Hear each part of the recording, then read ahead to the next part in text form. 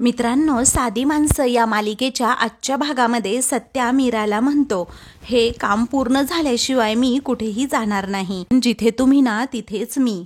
आणि हे फक्त आत्तासाठीच नाही तर अगदी जन्मोजन्मीचं वचन आहे. आता हे बघा, तुम्ही ठरवलंय ना हे पूर्ण करायचं. मग मी सुद्धा अगदी ठरवलंय, मी तुमची साथ कायमच देणार. आणि खरं सांगू, तुम्ही जर बरोबर असलात ना तर मला कसलाही त्रास जाणवत नाही. तेव्हा मीराचं बोलणं आता सत्याला ऐकवतच राहावंसं वाटत असतं.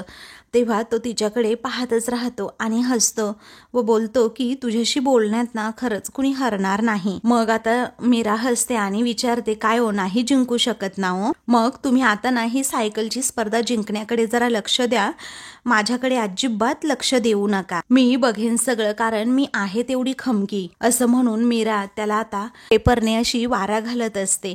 त्याच वेळी आता सत्या म्हणतो, ऐक ना धूमकेतू, आता मला बरं वाटते, तू जा बरं बाहेर. मग मीरा म्हणते, मी सांगितलंय ना, तुम्ही माझी काळजी अजिबात करू नका, कारण मला तुमच्या बरोबर ना अगदी कसलाच त्रास जाणवत नाही. मला असू देत इथे तुमच्या बरोबर.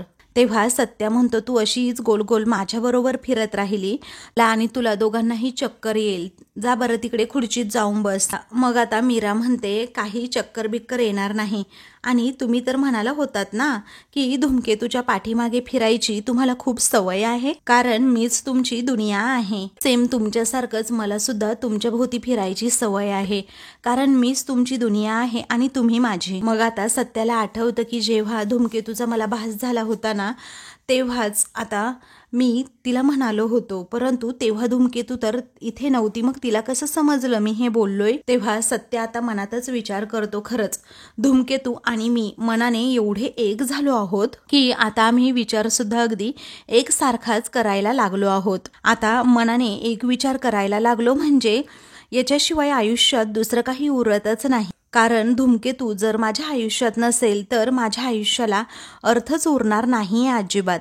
असं म्हणून आता तो लगेचच बाप्पाचे आभार मानतो. तच विचार करतो की देवा, तुझ्या एवढ्या मोठ्या आकाशातून सर्वात सुंदर आणि चमकता व मोलाचा तारा काढून तो तू माझ्यासाठी पाठवलास आणि तुझ्याच या ताऱ्यामुळे माझं आयुष्य अगदी उजळून निघालंय. तुझे खूप खूप आभार देवा. आता या तू पाठवलेल्या ताऱ्याचा चेहऱ्यावरचं तेज मी कधीही कमी होऊ देणार नाही आणि यासाठीच अगदी जीवाची बाजी सुद्धा लावेल हा सत्या. असं म्हणून आता तो तिच्याकडे खूप वेळ पाहत राहतो. तर मीरालाच अगदी लाजल्यासारखं होतं आणि ती विचारते, काय हो, कसला विचार करताय?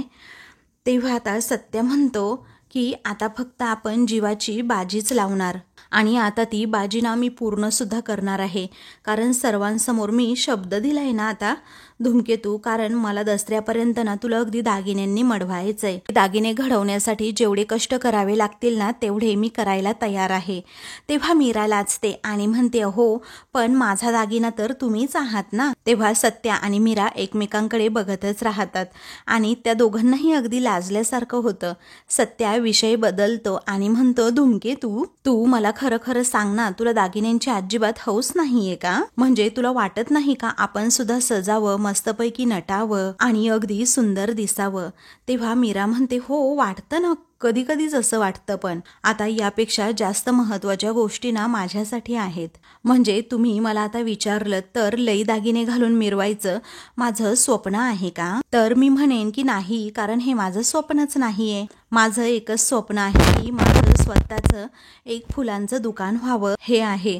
तर सत्य आता विचारतो, तुझ्या समोर दोन गोष्टी असतील, त्यातली पहिली गोष्ट म्हणजे खूप सोन्याचे दागिने आणि दुसरं म्हणजे तुझं स्वतःचं फुलांचं दुकान. तू त्यातली कोणती गोष्ट निवडशील सांग ना. तेव्हा मीरा हसते आणि म्हणते, अहो दुकानच निवडणार ना, कारण ते माझं स्वतःचं फुलांचं दुकान असेल आणि त्या दुकानात ना खूप फुले असतील, वेगवेगळ्या रंगांची, वेगवेगळ्या आकाराची आणि वेगवेगळ्या गंधांची, छोटी मोठी सगळी फुलं असतील. अहो तुम्हाला सांगू, त्या फुलांमध्ये एवढे रंग असतात आणि त्याच्या एवढ्या छटा असतात की कधी कधी मोजता सुद्धा येत नाही. अहो खूप सुंदर असतात ती फुलं आणि ती फुलं ना छोटी असली ना तरीही अगदी मोठ्या फुलांना ती खुलवू शकतात. पण मोठी फुलं तर आता सगळ्यांनाच आवडतात की, पण ती मोठी फुलं आणि अगदी चिमुकली फुलं एकमेकांपेक्षा अगदी वेगळी असेल, पण जेव्हा ती दोन्हीही एकत्र येतात ना तेव्हा त्यांचा गंध मग एकमेकांमध्ये मिसळून जातो आणि मग असा फुलांचा गुच्छ हातात घेतला की सगळ्याचाच विसर पडतो. असं मीरा आता फुलांबद्दल अगदी भरभरून बोलत असते आणि तेच पाहून सत्याला खूप आनंद होतो. आणि तुम्हाला सांगू, मूड कसाही असेल ना तरीही एकदम भारी वाटतं बघा, कारण आपले डोळे, मन आणि श्वास सगळेच अगदी त्या फुलांच्या गंधांमुळे सुखावतात. मग आता त्यानंतर लगेचच सत्या आता मोठ्याने हसतो. ती विचारते, काय हो, काय झालं हसायला असं? सत्या म्हणतो, कालपासून या स्पर्धेमध्ये मी भाग घेतलाय आणि या स्पर्धेमध्ये भाग घेतल्यानंतर आणि जिंकल्यानंतर त्या पैशांचं काय करायचं याचा विचार मी केलाच नव्हता. तर खरं तर मी केलाच नव्हता, परंतु या पैशांचं आता काय करायचं हे मात्र मला सुचलंय हा, असं म्हणून तो तिच्याकडे बघतो. तर मीरा आता त्याकडे जरा दुर्लक्षच करते. मग आता तो मनातच विचार करतो की या फुलांच्या गुच्छाप्रमाणे ना आपलं सुद्धा दोघांचं असंच आयुष्य असेल, कारण तू वेगळी आहेस आणि मी सुद्धा अगदी वेगळा आहे, पण आपण दोघेही एकत्र आलो तर त्याच्यासारखं सुंदर आणि आनंदी या जगात दुसरं आणि काहीही नसेल. मग आता काही वेळाने मीरा त्याच्या सोबतच असते. त्याचा हात आता प्रचंड दुखू लागतो. तेव्हा मीरा आता तो एका हाताने जेव्हा सायकल चालवतो तेव्हा दुसरा हात आता चेपून देत असते. मग आता सत्याला थोडं थोडं बरं वाटू लागतं. मग त्यानंतर तो आता तिच्याकडे बघून हसत असतो. मीरा सुद्धा गोड अशी स्माईल त्याला देते आणि त्याचे पाय वगैरे सुद्धा चेपून देते. आता हातपाय एवढे दुखत असूनही सत्या सायकल चालवायचा काही थांबत नसतो. त्यानंतर ती दुसऱ्या बाजूचे हात आणि पाय सुद्धा अगदी चेपून देते. सत्याला आता खूप बरं वाटतं. त्यानंतर उन्हामुळे त्याला खूप घाम येत असतो, म्हणूनच मीरा आता त्याचा घाम स्वच्छ करते, व्यवस्थित पुसून काढते. तर आता सत्याला खूप बरं वाटतं, कारण मीराने हात आणि पाय चेपून दिलेले असतात. त्यानंतर सत्या तिच्याकडे बघून हसतो आणि हात पुढे करतो.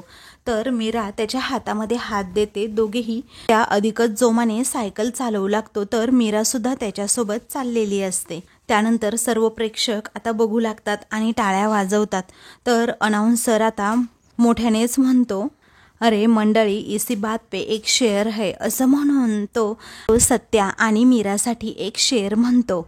अहो, स्पर्धेचा विडा उचललाय सत्या दादाने आणि 5 दिवस हसत हसत सरतील वहिनींच्या जोडीने. वाजवा टाळ्या, असं तो मोठ्यानेच सर्व प्रेक्षकांना सांगतो.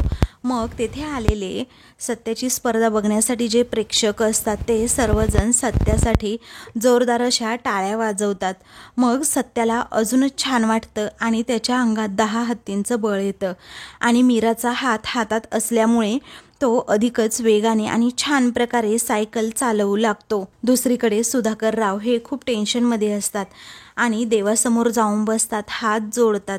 ते सुद्धा पाणवलेले असतात. ते म्हणतात, देवा, आजपर्यंत मी जे मागितलं ते तू सगळं दिलंस, पण आता सुद्धा माझी तीच इच्छा आहे आणि आता मला माझ्या सत्यजितसाठी बळ पाहिजे. तो जी गोष्ट करतोय त्याच्यामुळे दुसऱ्या कुणाचं नुकसान जरी होणार नसेल तरीही मार्ग हा खरंच म्हणजे खूप कठीण आहे आणि अगदी आडवळणाचा आहे आणि आता तू जे करतोय ते अगदी बरोबर आहे. मला ठाव आहे देवा, कारण तो ते सगळं काही मीरासाठी करतोय आणि त्याच्या बायकोचा स्वाभिमान जपण्यासाठी करतोय. आता देवा, जीवापाड मेहनत करून तो हे सगळं काही करतोय, त्यामुळे त्याच्या पाठीशी नेहमीच उभा राहा आणि त्याला जप. तू फक्त ना त्याची ताकद बन. एवढंच कर देवा, माझ्यासाठी एवढंच कर. मग आता लगेचच निरूपाही तेथे येते आणि सुधाकर रावांना आता सत्यासाठी प्रार्थना करताना पाहून लगेचच म्हणते की अहो, या देवाकडे प्रार्थना करून काय होणार आहे? आता मला सांगा, तुम्ही हात जोडले म्हणून देव जाणार आहे का आता त्याची सायकल 5 दिवस चालवायला?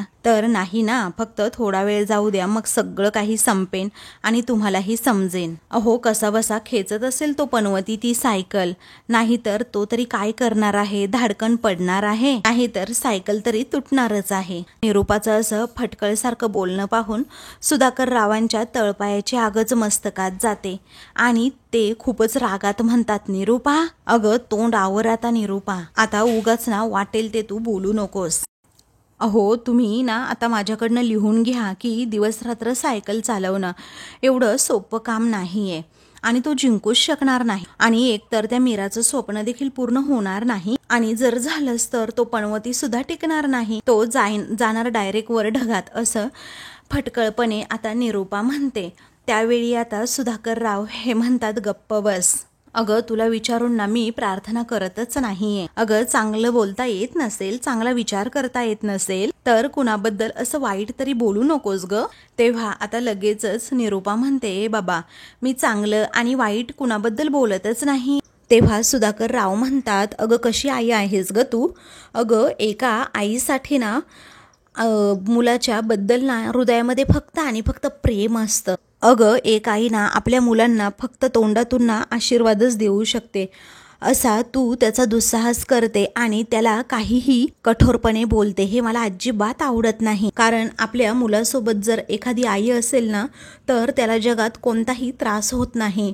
परंतु तू सत्याला अजिबात साथ देत नाही. कारण सत्यजितला आई असताना सुद्धा कधीच आई असल्याचं सुख मिळत नाही. अगं त्याच्या बायकोकडनं तू दागिने सुद्धा घेतलेस. ती घरात एकटी असते म्हणून तिला सारखं सारखं सुद्धा बोलत असतेस तू. आणि तिला तू कामाला सुद्धा जमतेस. आणि मुद्दाम होऊन दुसऱ्या सुनेचं कौतुक तिच्या समोर तू करत असतेस. आणि मीराला उगीच खाली बघायला लावतेस. आणि तिच्या माहेरच्यांचा सुद्धा तू उद्धार करतेस. आणि तुझ्या या सगळ्या वागण्यामुळे ना सत्यजितला पाऊल उचलावं लागलं. कारण त्याच्या बायकोला नको ते बोलून तू त्या दोघांचाही स्वाभिमान दुखावलास निरूपा. अगं तुला काही कळतं का, तू त्याच्याबद्दलच असा वाईट विचार करतेस का. तेव्हा निरूपा विचारते, काय त्याला त्याचं डोसकं नाहीये का. कारण एरवी सत्यागिरी करून सगळं काही मिळवतो ना, मग आता सुद्धा त्यांनी करायची ना सत्यागिरी. कारण माझ्याकडनं मीराचे दागिने घ्यायचे काढून, पण नाही, त्याला हे बेकार धंदे आठवले आणि सायकली चालवतोय कुठला. तेव्हा सुधाकर राव म्हणतात, अगं सत्यागिरी ही फक्त त्याची वागायची पद्धत आहे. पण इथे प्रश्न ना आता आत्मसन्मानाचा आहे. आणि तिने तिचा आत्मसन्मान जपण्यासाठी स्वतःचे दागिने सुद्धा काढून दिले. आणि तिला नसतं आवडल्याने असे सत्यागिरी करून किंवा चुकीच्या मार्गाने तुझ्याकडून दागिने काढून घेऊन पुन्हा तिला देणं. आणि तोच त्याच्या बायकोचा मानसन्मान मिळवण्यासाठी माझा सत्यजित लढतोय. पण तुला कधीच कळणार नाही आयुष्यात. तर आता दुसरीकडे अनाउन्सर म्हणतो की आता तुम्ही बघू शकताय सत्यदादाला उन्हामुळे अगदी घाम फुटलेला आहे. कारण सत्यदादा दिवसभर सायकल चालवून आता थकलेला सुद्धा दिसतोय. त्याचा शर्ट अगदी घामाने ओला झालाय. मग मीरा म्हणते, हो तुम्ही थोडा थांबा हा, मी घरी जाते आणि तुमच्यासाठी शर्ट घेऊन येते. तेव्हा सत्या म्हणतो, नको नको, मला शर्ट वगैरे काही नको. तू सुद्धा इथे माझ्या पाठीपाठी चालून थकली असशील ना, त्यामुळे तू नको येऊ, आता आराम कर. तेव्हा मीरा म्हणते, आता ना तुम्ही सध्या काहीच बोलू नका. कारण आता ठरलंय ना मी इथे थांबणार आहे म्हणून. आता पटकन शर्ट आणि रात्रीचा डबा सुद्धा मी घेऊन येते. मग आता असं म्हणून मीरा जायला निघते तर सत्या तिच्याकडे खूप वेळ पाहतच राहतो. त्याला असं वाटत असतं की आपल्यातला एखादा जीवच इथून गेला की काय. कारण मीरासोबत असली की त्याची ताकद आता अगदी दुप्पटच वाढत असते. आणि मीरासोबत असली की त्याला खूप छान वाटत असतं. आणि सत्या तिच्याकडे खूप वेळ पाहत राहतो. ते पाहून आता लगेचच तो अनाउन्सर म्हणतो, वहिनी काळजी करू नका, अहो तुमच्या सत्यदादासोबत ना आम्ही आहोत आता इथे, सावकाशी आहात तुम्ही, सावकाशी या. संध्याकाळ झाल्यामुळे आजी लगेचच देवासमोर जाऊन बसते, दिवा लावते. त्याचबरोबर दिवा लावल्यानंतर अगरबत्ती वगैरे सुद्धा लावते, पाया पडते. आणि मग त्यानंतर समोर लक्ष जातं तर सुधाकर राव हे डोक्याला हात लावून बसलेले असतात. आणि म्हणूनच आजी म्हणते, सुधा तिने सांजेचं असं डोक्याला हात लावून नाही बसू रे. तेव्हा लगेचच आजी आता तेथे जाते आणि विचारते, काय रे सुधा, काय झालं, सत्याची काळजी वाटते ना तुला. तेव्हा सुधाकर राव म्हणतात, सत्यजितसाठी ना मी काहीही करू शकत नाही ग. आणि त्याची ती झालेली परवड सुद्धा मला बघावीशी वाटत नाहीये. तेव्हा आजी म्हणतात, सुधा अरे तुझा स्वभावच खूप नरम आहे रे. आणि जेव्हा रक्ताची नाती असं वागतात तेव्हा तुला त्रास तर होणारच ना रे. पण तू काळजी करू नको, आता बघच तू माझ्या तालमीमध्ये वाढलाय माझा सत्या. तो मीराच्या प्रेमासाठी ना काही म्हणजे काहीही सुद्धा करून जाईन. तेवढ्यातच निरूपा आता तेथे येऊन बसते. मग आजी म्हणते, अरे आपल्याकडे काही लोकांना ना उगीच काही पण बोलण्याची, प्रत्येक गोष्टी तसा खोडा घालण्याची आणि चांगलं चाललेलं असताना ते ढवळून काढण्याची अगदी घाण सवयच असते. अरे एक माणूस चुका करतोय, अगदी सारख्या चुका करतोय, पण त्याच्याकडे कानाडोळा करून अगदी मुद्दाम ठरवून ना फसवून दुसऱ्याला कसा त्रास द्यायचा ना याचाच सारखा विचार करत बसतात. असं म्हणून आजी आता पंख्याला टोमणा मारत लगेचच निरूपाकडे बघतात. निरूपाला हे सगळे टोमणे समजत असतात, पण ती आता या क्षणी गप्प बसते. उगीच ही म्हातारी काही बोलली तर घरात राडा होणार या विचाराने ती तोंडच गप्प ठेवते. पुढे आता आजी म्हणते मला सांग आता ही निरूपाची नथ. तेव्हा आता निरूपा विचारते काय झालं काय त्या नथीचं आता. तेव्हा काही नाही अगं तुझी नथ आहे तरी कुठे असं आजी पुन्हा पुन्हा विचारते. तेव्हा निरूपा काहीच बोलत नसते. ती मनातच म्हणते की आता ही नथ म्हणजे या पंकजनी चोरली आहे आणि उगीचच याच्यामुळे ना मला बोलणं खावं लागतंय. हा पंकज ना कधी येणार काय माहीत असं म्हणून निरूपा एकदम टेन्शनमध्ये असते आणि आला तरीही हा नथ घेऊन येईल की नाही याच विचारात असते. काही वेळाने दुसरीकडे आता सत्या हा सायकल चालवत असतो, परंतु आता जरा रात्र झाल्यामुळे त्याचा कॉन्फिडन्स जरा लूज झालेला असतो. मीरासुद्धा त्याच्यासोबत नसते आणि त्याच्या अंगातील ताकदसुद्धा आता थोडीशी कमी होते, कारण दिवसभर सायकल चालवणं हे सोपं काम नसतं. तरीही मीराला आता बरं वाटावं, मीराच्या स्वाभिमानासाठी तो सायकल तशीच अशी पुढे रेटत असतो. पण नंतर ना जरा त्याला आता कसं तरी होऊ लागतं. इकडे पंकज मात्र घरी येतो तेव्हा आजी आता उठते आणि म्हणते अरे ये ये पंकज ये इकडे. मग आता पंकज खूप घाबरत असतो. आजी समोर जाण्यासाठीच त्याला आता आजीने चांगला गाल लाल केलेलं असतो ना ते सतत आठवत असतं. मग आजी हसते आणि म्हणते अरे बाकी ना नंतर सगळ्या गप्पा मारू ना पंकज, असं काय करतोस अरे. आता आधी मला सांग मी जी वस्तू तुला आणायला सांगितली होती ती तू आणलीस की नाही. आता आजी नथीबद्दल विचारते हे पंक्याला कळून चुकलेलं असतं. तेव्हा निरूपा आणि पंकज घाबरतात तर सुधाकरराव विचारतात काय सांगितलं काय होतं आणायला त्याला. मग आता आजी म्हणते अहो तोच सांगेल की. तेव्हा आजी विचारते काय रे पंकज आणलीस की नाही. तेव्हा पंकज आता शांतपणे म्हणतो की हो आणली आहे ती वस्तू असं म्हणून तो लगेचच नथ दाखवतो.